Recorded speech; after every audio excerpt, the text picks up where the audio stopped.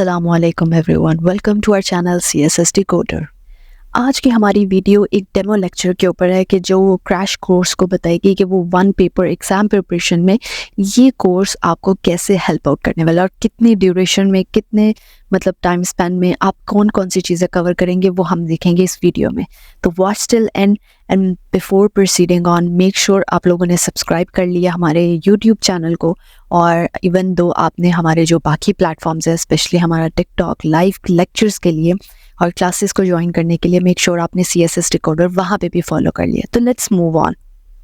सबसे पहले जब भी हम देखते हैं कि हम वन पेपर एग्ज़ाम प्रिपरेशन करने लगते हैं तो हमें कुछ पेपर्स में, तो हम अगर पास्ट पेपर्स को रेंडमली पकड़ के चेकआउट करना स्टार्ट करते हैं तो हम देखते हैं कि हमें रेंडमली क्वेश्चंस मिलते हैं from different subjects and domains.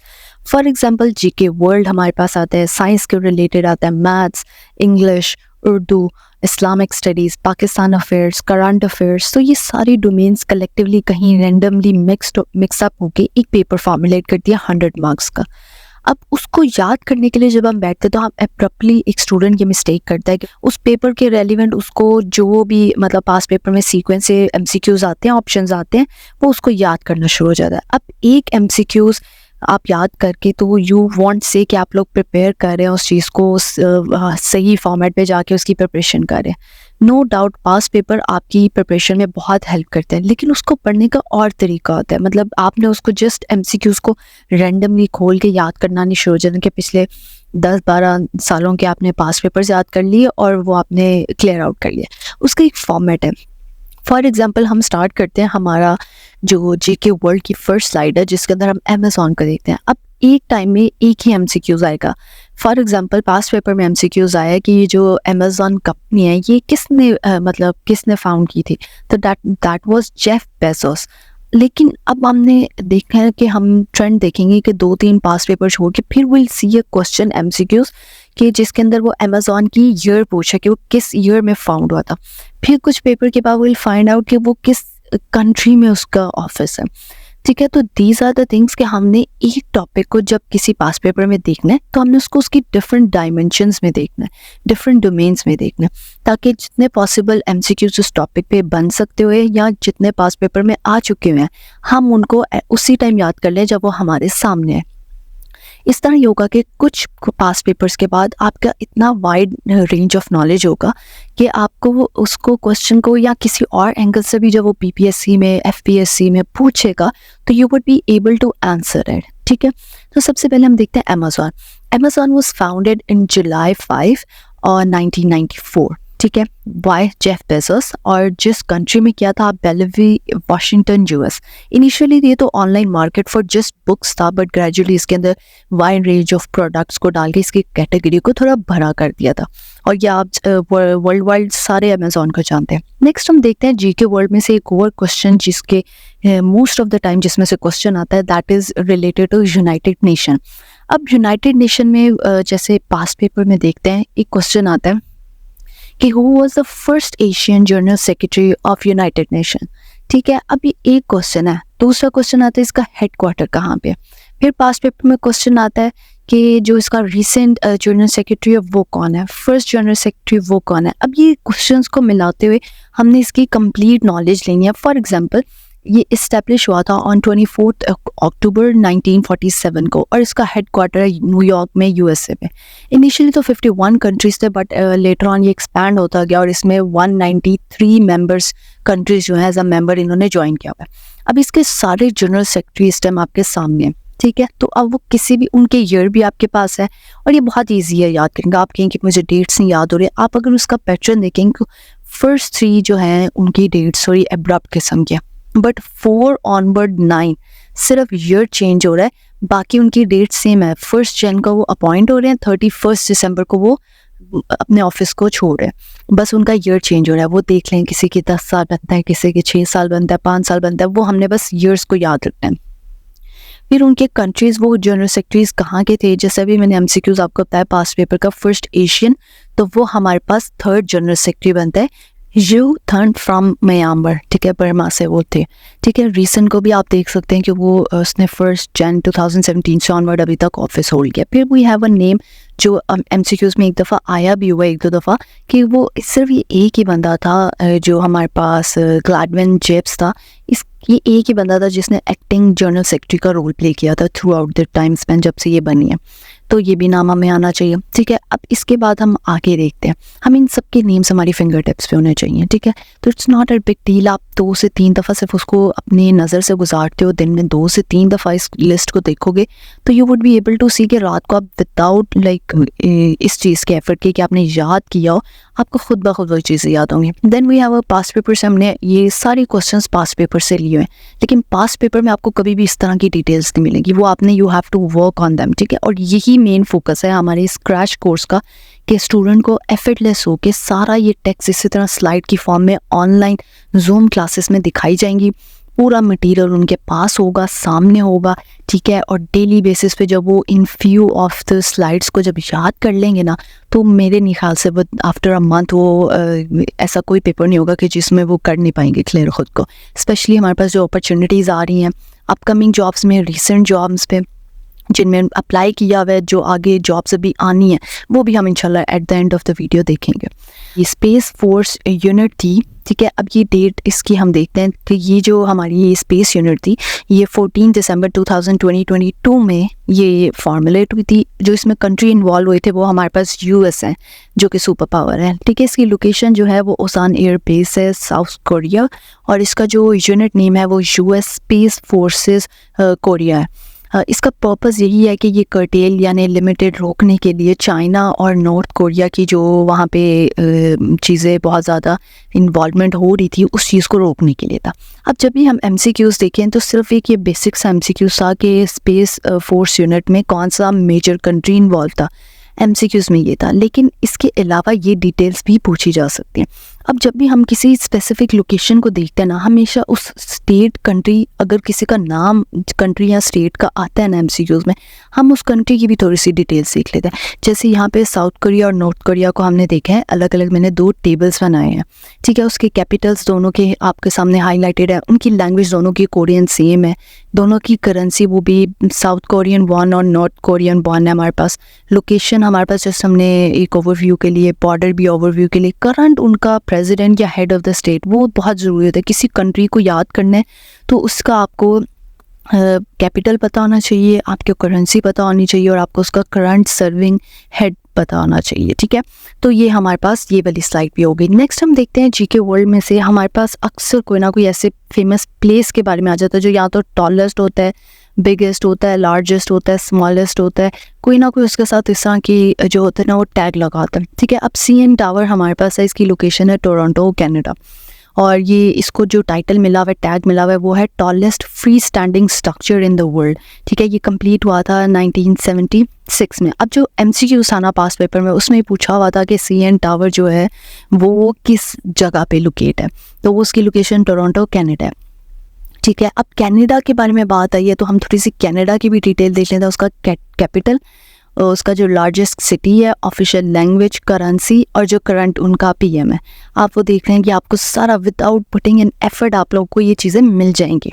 तो जब आप डेली बेसिस पे इनको करेंगे, गो थ्रू करेंगे, तो आपको आफ्टर अ मंथ आप लोग के पास बहुत वास्ट नॉलेज होगा, जो आप अगर आप खुद बैठ के ये घर में कोई पास पेपर्स याद करना स्टार्ट कर देते हैं तो वो आपको इतना इफेक्टिवली याद नहीं होगा। जब चीज़ सामने लिखी होती है, कोई आपको पढ़ा रहा होता है, आप कानों में सुन रहे होते हैं, आंखों से सामने लिखा हुआ देख रहे होते हो, और फिर रिवीजन करते हो उसकी, और फिर एट द वीक के एंड में जब आप उसको रिवाइज करके टेस्ट देते हो, वो चीज़ आपको अच्छे से याद हो जाती है। बजाय इसके कि आप जब खुद याद कर रहे होते हो तो आप उसको एक नज़र देख लेते हो, 2 दफ़ा रिवाइज कर लेते हो, तीसरी दफ़ा एक दफ़ा फिंगर रख के उसको गो थ्रू कर लेते हो। At the end of the day आप उसको जब टेस्ट में खुद से अपना टेस्ट नहीं ले पाते हो, ज़ाहिर आप जज नहीं कर पाते अपने आप को, अपने वीक पॉइंट्स को, तो फिर वो चीज़ आपको विद द टाइम लाइक हफ्ते 2 हफ्ते बाद आपको वो जो आपने डे 1 पे याद किया था ना, वो आपको अल्टीमेटली उसमें से हाफ ऑफ द टेक्स्ट भूल जाता है। ठीक है, तो इसको सबसे बेस्ट है कि जब आपके पास ये स्लाइड फॉर्म में होगा, आप इसको अपने जब नोट्स बनाएंगे, लाइव लेक्चर्स जब आपके हो रहे होंगे, तो आपने उसको जब अपने नोट्स बनाए होंगे और जब आप उन पेजेस को बार बार आगे पीछे देखेंगे, एक एक डिटेल आपके पास होगी, सामने होगी, तो आपको अल्टीमेटली याद हो जाएगी। फिर हम देखते हैं जीके ऑथर में से अक्सर बुक्स के नेम, नॉवेल्स के नेम बता के उनसे उनके ऑथर के नेम या पब्लिकेशन ईयर पूछा जाता है। तो जैसे हमारे पास है, ये हमारे पास एक नॉवल है बहुत फेमस जेम्स ऑस्टिन का, ये 1813 में ये जो था पब्लिश हुई थी। ये क्लासिकल इंग्लिश लिटरेचर के ऊपर है, जिसके अंदर सोशल क्लास को, मैरिज को, मोरालिटी को और दो जो हमारे करेक्टर्स से उनके बीच के रिलेशनशिप को एक्सप्लेन किया हुआ है। फिर हम इससे भी नेक्स्ट अगर हम देखते हैं तो जीके साइंस का पोर्शन आता है। अब साइंस में से भी बहुत क्वेश्चन आते हैं। कुछ स्टूडेंट्स की वीकनेसेस होती हैं, लाइक कुछ की मैथ्स वीकनेस होगी, कुछ की इस्लामियात, कुछ की उर्दू, कुछ का साइंस, कुछ का इंग्लिश। तो ये पोर्शंस पे हमने ज़्यादा एफर्ट देनी है। अब फॉर एग्जांपल जीके साइंस का पोर्शन, अब इसमें जस्ट एक सिंपल एमसीक्यूज था पास पेपर में कि जो हमारा पीरियोडिक टेबल में फर्स्ट एलिमेंट कौन सा है, ठीक है, एंड दैट वाज हाइड्रोजन। लेकिन हमने हाइड्रोजन की कुछ और डिटेल्स भी करनी है। हाइड्रोजन का सिंबल भी बताना चाहिए H, हाइड्रोजन का एटॉमिक नंबर 1। अब पीरियोडिक टेबल ओवरऑल किसने बनाया था? एक रशियन केमिस्ट था, उन्होंने बनाया, ठीक है, डिमिट्री। फिर वो ईयर भी बताना है कि ये 1869 में उन्होंने बनाया था, ठीक है। तो ये छोटी छोटी डिटेल्स हैं, जब आप डेली बेसिस पे उसको याद करोगे आपको बिल्कुल मुश्किल नहीं लगेगी, बट आप रियलाइज करोगे कि आफ्टर अ मंथ आप लोगों के पास बहुत वास्ट नॉलेज आ गया प्रिपरेशन के लिहाज से, ठीक है। इस्लामिक स्टडीज़ में हम देखते हैं कि वो कौन सी, ये क्वेश्चन बहुत दफ़ा रिपीट हुआ है तो पास्ट पेपर्स में। इस्लामिक स्टडीज़ में हम देखते हैं ये क्वेश्चन कि वो कौन सी सूरह जो बिस्मिल्लाह के बगैर स्टार्ट होती है, तो दैट इज़ सूरह अल तौबा। ये सूरह जो है सूरह नंबर 9 है कुरान पाक में। फिर उसके बाद इस्लामियात में हम एक और देखते हैं पास्ट पेपर में क्वेश्चन कि बैत रिजवान किस हिजरी में हुआ था, ठीक है। तो ये 6 हिजरी में हुआ था। इसकी लोकेशन जो थी वो ट्री ऑफ रिजवान थी और ये ड्यूरिंग फेज में था ट्रीटी ऑफ हुदैबिया, ये उसकी ड्यूरिंग हमारे पास हुआ था। फिर उसके बाद हम देखते हैं पाकिस्तान अफेयर्स का पोर्शन। अच्छा, अब आप देखें कि अगर आप ये खुद ही पास्ट पेपर कर रहे होते तो रैंडमली क्वेश्चन 2 इंग्लिश के आने थे, एक साइंस का आना था, एक पाकिस्तान अफेयर का आना था। लेकिन जब आप उसको हेडिंग वाइज पढ़ोगे, जब आप देखोगे कि एक साइंस का पोर्शन अलग से बना हुआ है, इस्लामियात का पोर्शन अलग से, तो आपने इन सारे सब्जेक्ट्स के नोट्स भी अलग बनाओगे। मतलब इस्लामियात की एक अलग से नोटबुक होगी। जितने भी हम डेली बेसिस पे इस्लामियात के एमसीक्यूज करेंगे, आप उसको इस्लामियात के पोर्शन में लिख के तो उसको रिवाइज करोगे। जब आपने ये रिवीजन करनी होगी तो आप एब्रप्टली 1 लेक्चर 2 लेक्चर वाला नहीं रिवाइज करोगे, आप इस्लामियात के सारे एमसीक्यूज रिवाइज करोगे, आप सारे पाकिस्तान अफेयर्स के रिवाइज करोगे, आप सारे जीके के प्रिपेयर करोगे, सारे मैथ्स के करोगे। ये आपकी सिमेट्री होगी। अच्छा, पाकिस्तान अफेयर में हम देखते हैं कि हमारे पास क्वेश्चन आता है कि कॉन्स्टिट्यूशन के आर्टिकल्स के बारे में बहुत पूछा जाता है, अमेंडमेंट्स के बारे में बहुत पूछा जाता है। तो हमने ये देखना है कि जो हमारा पूछा हुआ है, फॉर एग्जांपल पास्ट पेपर में क्वेश्चन है कि वो कौन सा आर्टिकल है कॉन्स्टिट्यूशन का जो पावर देता है सुप्रीम कोर्ट को सुमोटो की। तो वो हमारे पास आर्टिकल 184(3) है, ठीक है। अब हम थोड़ा सा बैकग्राउंड देख लेते हैं कॉन्स्टिट्यूशन का भी। अक्सर कॉन्स्टिट्यूशन की पासिंग डेट, उसकी इफेक्ट डेट, ये सब भी पूछा जाता है। तो नेशनल असेंबली ने इसको पास किया था ऑन 10 अप्रैल 1973 और इसको हमारा जो प्रेसिडेंट था जुल्फ़िकार अली भुट्टो, उन्होंने इसको साइन किया था ऑन 12 अप्रैल 1973 और ये केम इनटू इफेक्ट यानी इन्फोर्स हुआ था 14 अगस्त को। अब इसमें पीपीएससी वाले आपको थोड़ा एग्जामिनर ट्रिक भी कर सकते हैं। वो आपसे पूछेगा कि कॉन्स्टिट्यूशन की इन्फोर्सिंग डेट कौन सी। अब आपके पास ये 3 डेट्स हैं इस टाइम सामने। आप कहेंगे शायद जिस दिन नेशनल असेंबली ने पास किया था बस वो लॉ बन गया, आप 10 अप्रैल को कर दोगे, लेकिन वो करेक्ट ऑप्शन नहीं है। जिस दिन वो केम इनटू इफेक्ट हुआ था, इन्फोर्स हुआ था, वो 14 अगस्त है। इसी तरह वो एमसीक्यूज अगर स्पेसिफाई करता है कि नेशनल असेंबली ने कब पास किया, तो आपने तो याद करके गए थे कि ये केम जो कॉन्स्टिट्यूशन बना था वो 14 अगस्त को हुआ था, तो आपने वो टिक कर देना है। लेकिन बाद में जब रिजल्ट आएगा तो you will get to know कि अच्छा वो तो मेरा शायद रॉन्ग था, दैट वाज 10 अप्रैल। फिर हम नेक्स्ट देखते हैं, हमारे पास पाकिस्तान अफेयर में एक और पास्ट पेपर में क्वेश्चन है कि जो हमारी ऑल पार्टी कॉन्फ्रेंस थी for the freedom of Indian against British rule, ये कौन से ईयर में हुई थी। तो हम उसका ईयर और किसने ऑर्गेनाइज की वो भी देख लेते हैं, ठीक है। तो नेहरू ने की थी 1928 में। फिर उसके बाद हमारे पास कंप्यूटर साइंस का पोर्शन। अच्छा, हम देखते हैं, हम ये ट्रेंड देखते हैं कि पिछले जो रिसेंट ईयर्स है उसमें मेजॉरिटी ऑफ द जो पोस्ट है हमारे पास सीट्स हैं उसके अंदर कंप्यूटर साइंस के पोर्शन को बहुत ज़्यादा अहमियत दी जा रही है। अब जस्ट बिकॉज के हमारा जितना भी वर्क है ऑफिस का चीज़ों का वो कंप्यूटर बेस्ड हो गया, ठीक है। तो उसको डील करते हैं उन्होंने उसका पोर्शन एज़ कम्पेयर टू हमारे रिसेंट पास्ट पेपर्स में आप देखोगे एमसीक्यूज़ की रेशो कंप्यूटर साइंस में कदर ज़्यादा करती है, ठीक है। अब इसमें हम देखते हैं क्वेश्चन आता है पास्ट पेपर में कि हमारी जो GB है is equals to dash MBs। अब इसमें आप एक पैटर्न नोट करेंगे कि अगर आप सीक्वेंस से टेबल को नेम्स याद कर लें और जब वो नेम्स याद हो जाते हैं तो यू वुड सी कि आप सिर्फ उसको वो थ्रू आउट द जो हमारी इक्वल्स टू की फिगर है ना वो 1024 ही है। अब वो फॉर एग्जांपल 1 GB के लिए वो 1024 MBs यूज़ करेगा। MBs was the last thing GB से पहले वाला, ठीक है। 1 GB इज इक्वल्स टू वो 1024 KBs हैं, किलोबाइट्स, ठीक है। वो उससे प्रीवियस हमारा नेम था। तो ये आपको बड़ा इजीली याद हो जाएगा और मैंने हाईलाइट भी किए हैं वो 5 जो बार बार रिपीट हुए हैं पास्ट पेपर में मोस्ट ऑफ द टाइम, लेकिन हमें बाकी भी याद आने चाहिए कि अगर इन केस अगर वो उसको चेंज करता है थोड़ा सा पैटर्न को, लेकिन पूछता मेमोरी साइज में से ही क्वेश्चन है तो हमें वो भी आते हो। फिर उसके बाद नेक्स्ट हम देखते हैं इंग्लिश का पोर्शन जो है वो बहुत मेजर पोर्शन है और ये बहुत इजी भी है। अच्छा, दिखने में लगता है कि यार इंग्लिश का वो कोई भी वर्ड दे देंगे, वो इंग्लिश का कोई भी इडियम दे देंगे और हमें नहीं आता होगा। अगर तो हमने पिछले लास्ट 5 to 10 ईयर्स के पेपर्स को कवर किया हुआ है ना तो we would be easily seeing this pattern कि वो बार बार रिपीट हो रहे हैं क्वेश्चंस, ठीक है। बार बार इंग्लिश के वही सेम डिटो क्वेश्चंस रिपीट हो रहे हैं, ठीक है। या फिर हम उसको जब एक वर्ड को याद कर लेते हैं तो हमें उसकी हेल्प आउट मिलती है कि हमारे पास एक वर्ड बैंक आ जाता है at the end of the preparation कि उनमें से कोई ना कोई वर्ड आ जाता है रिपीट होके। फॉर एग्जांपल इंग्लिश के पोर्शन में ईडीएम आया कि लाफिंग इन वंस स्लीव, यानी छुप के हंसना, मुंह कवर करके हंसना, सीक्रेटली हंसना, ठीक है। तो ये ईडीएम जिस तरह हम डेली का अगर आपको मैं एक दिन में कहूँ या आप पेपर देने जा रहे हैं एक हफ्ते में, मैं कहूँ जी एक हफ्ते में इंग्लिश अपनी ठीक कर लो या इंग्लिश अपनी पूरी याद कर लो, तो दैट्स नेक्स्ट टू इम्पॉसिबल। लेकिन अगर डेली का 1-2 वर्ड्स आपको, जैसे मैंने अभी बताया लाफिंग इन वन स्लीव, अपने ही मतलब स्लीव्स के अंदर लाफ करना उर्दू में लिटरल मीनिंग और इसका वैसे मीनिंग बनता है लाफिंग सीक्रेटली, छुप के हंसना, जैसे मुंह पे हाथ रख के हंसते हैं। अब ये आपने अगर सुन लिया है, अपने सामने स्क्रीन पे देख लिया क्लास में और फिर जब टेस्ट होता है और आपको रिवीजन के टाइम पे आपको टाइम मिलता है इसको रिवाइज करने के लिए, इंग्लिश का आप अपनी रजिस्टर ओपन करते हैं और इंग्लिश के जितने हमने थ्रू आउट द वीक किया होता है आपने वो देखते हैं तो आपको इजीली याद हो जाएगा। थोड़ा थोड़ा करके इंग्लिश का पोर्शन भी आपको ईजी लगेगा। अब मैं आपको थोड़ी सी बैच की डिटेल्स दे रही हूँ।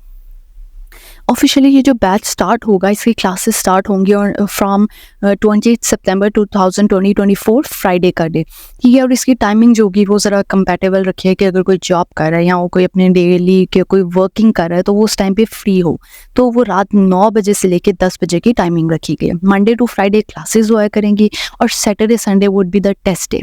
फिर ये क्रैश कोर्स है और जो हम रेगुलर इंशाल्लाह ये सिर्फ अर्जेंट बेसिस पे जो हमारी नीड है, जैसे असिस्टेंट SNGAD की सीट्स हैं या जिन्होंने दीगर SST की पोस्ट पे अप्लाई किया हुआ है या और भी बेशुमार पोस्ट पे अप्लाई किया हुआ है, तो वो इजीली उसकी 1 मंथ में मैक्सिमम जो है ना वो उससे गेन कर सके। ये सिर्फ क्रैश कोर्स है और ये 1 मंथ की ड्यूरेशन में होगा। इंशाल्लाह हम रेगुलर बेसिस पे भी जहाँ पे हम 2 to 3 मंथ्स की एक कंप्लीट प्रिपरेशन जब हो जाती है ना तो फिर आपकी कहीं कोई गुंजाइश नहीं रहती कि आप कहीं कोई पेपर फेल कर जाए, ठीक है। आप तो अभी ये सोच रहे हैं ना क्लास लेने से पहले, बैच ज्वाइन करने से पहले कि हम काश ही कोई एक पेपर पास कर जाए, इंटरव्यू में कोई ना कोई हम इंशाल्लाह प्रिपरेशन कर लेंगे, अभी आप इस माइंडसेट पे होंगे। लेकिन जब आप 3 से 4 माह इस पैटर्न के ऊपर प्रिपेयर कर लेंगे हमारे साथ रेगुलर कोर्सेज में, तो you would see a change in you कि आप बहुत से एग्जाम्स रिटन क्लियर करेंगे। अच्छा, अब ये क्रैश कोर्स है 1 मंथ का, इसके जो चार्जेस रखे गए हैं दैट इज़ लाइक ओनली 5000।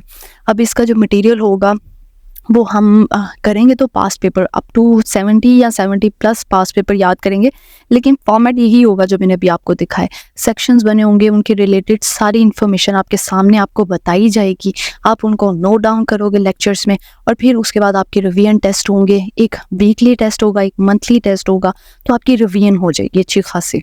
तो आपके अप टू 10 टेस्ट आपके होंगे जिससे आप 1 मंथ में मैक्सिमम जो 10 टेस्ट है आपकी रिवीजन बहुत अच्छी हो जाएगी, ठीक है। डेली बेसिस पे तो आप याद कर ही रहे होंगे। उसके अलावा आपके 70+ पास्ट पेपर याद होंगे, डेली का करंट भी कवर होगा, मतलब जो न्यूज़पेपर में आ रहा है आपको पूरा न्यूज़पेपर याद करने की जरूरत नहीं। आपको डेली के 15 अलग से 10 अलग से MCQs मिल जाएंगे, पॉइंट्स मिल जाएंगे जो उस दिन के करंट अफेयर के लिए मैक्सिमम होंगे। सबसे बेस्ट बात है कि इसकी वो कोऑर्डिनेशन सारी व्हाट्सएप पे होगी। व्हाट्सएप ईजी टू एक्सेस है, आपको वहाँ पे नोट्स, मटेरियल, अनाउंसमेंट्स, क्लासेस, सारी डिटेल्स आपको व्हाट्सएप ग्रुप में कोऑर्डिनेशन के थ्रू ही मिल जाएंगी। ठीक है, ऑनलाइन जूम क्लासेस होंगी। ठीक है, और मैंने जैसे बता दिया कि वीकली बेस पे आपके इंपॉर्टेंट एमसीक्यूज, अब वो टेस्ट खाली टेस्ट नहीं होंगे, वो आपको एमसीक्यूज उन टेस्ट में दिए जाएंगे कि जो मोस्ट रिपीटेड एमसीक्यूज हैं पास्ट पेपर में। इससे ये होगा कि आपकी ना प्रिपरेशन बहुत अच्छी हो जाएगी, और एट द एंड जब आप खाली वो जो हमारे टेस्ट हैं उन्हीं को जब आप रिवाइज कर लोगे तो यू वुड सी कि उसी में से रिपीटेड क्वेश्चन कहीं ना कहीं आ रहे हैं इंशाल्लाह। तो ये थी डिटेल्स आपके पास। फर्दर हमारे पास एनरोल होने के लिए आप लोगों को इस स्क्रीन के ऊपर आपको व्हाट्सएप नंबर दिख रहा होगा, जिसके ऊपर आपने, this is the only WhatsApp number जो आपको CSS डिकोडर की तरफ से मिलेगा, और आपने इसी पे कोऑर्डिनेट करना है। Just give a text on this number WhatsApp पे, ठीक है, and you will be shared with the complete details to enroll yourself. ठीक है, बाकी क्लोजिंग डेट जो हमारी एनरोलमेंट्स है वो हम 19 सितंबर तक 2024 से लेंगे बिफोर 9 PM। लास्ट में हमारा ये क्वेश्चन आता है कि why we should join this course. ठीक है, अब ये क्रैश कोर्स आपको सबसे पहले तो असिस्टेंट SNJD की जो 108 पोस्ट है, जो कि आप देख रहे हैं कि जैसे कंडीशन पाकिस्तान की चल रही है और जैसे हालात चल रहे हैं जॉब्स के, तो इस तरह की हैवी सीट्स को अनाउंस करना हमारे पास एक, समझ ले, बहुत रेयर अपॉर्चुनिटीज़ होंगी अब। तो ये 108 पोस्ट की जो हमारा टेस्ट है उसकी प्रिपरेशन के लिए आपको बहुत हेल्प करेगा, क्योंकि अक्टूबर में एक्सपेक्टेड है कि असिस्टेंट SNJD की एग्ज़ाम्स कंडक्ट हो। अब उसके अंदर उसके अलावा भी जिन्होंने फर्दर किसी पोस्ट के लिए PPSC, FPSC की जैसे SST की पोस्ट पे अप्लाई किया हुआ है, या SPSC की ISI की पोस्ट पे किया हुआ है, CSS PMS में भी आपको MPT में हेल्प करेगा, NTS के OTS के टेस्ट में भी हेल्प करेगी ये क्रैश कोर्स। इसके अलावा जो मैंने आपको बताया था कि as per my promised in the video, जो मैंने स्टार्ट में आपसे कहा था कि कुछ अपकमिंग जॉब्स की भी गुड न्यूज़ है। जैसे कि हमारे पास अपकमिंग जॉब्स आ रही हैं, 102 यानी 102 सीट्स अनाउंस्ड अपकमिंग वीक में होगी ग्रेड 16 असिस्टेंट की, उसमें भी आपको ये प्रिपरेशन में हेल्प करेगा। Other than that 30+ AD intelligence 17 grade की पोस्ट अनाउंस होंगी इंशाल्लाह, एंड 10+ DSJ हमारे पास 17 ग्रेड के जेल डिपार्टमेंट में वो भी अनाउंस होंगे। इसके अलावा भी बहुत अपकमिंग जॉब्स की लिस्ट आपको मिल सकती है PPSC की वेबसाइट से, और इंशाल्लाह ये आपको बहुत हेल्प करेगी। So don't forget to subscribe our channel and make sure आपने लाइक कर दिया इस वीडियो को। Thanks for watching till end. इंशाल्लाह आपको मिलते हैं नेक्स्ट वीडियो में।